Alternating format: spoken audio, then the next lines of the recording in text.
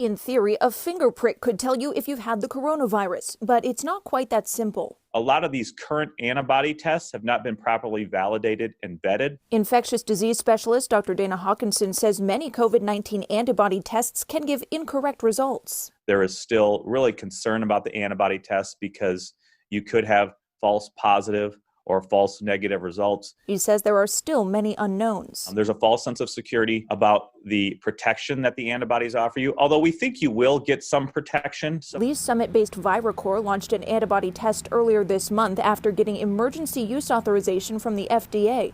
The company says a preliminary study showed its test was 100% accurate in finding antibodies in COVID-19 positive patients. A lot of these companies have very good track records in developing very good tests that tell us the correct answer when we need it.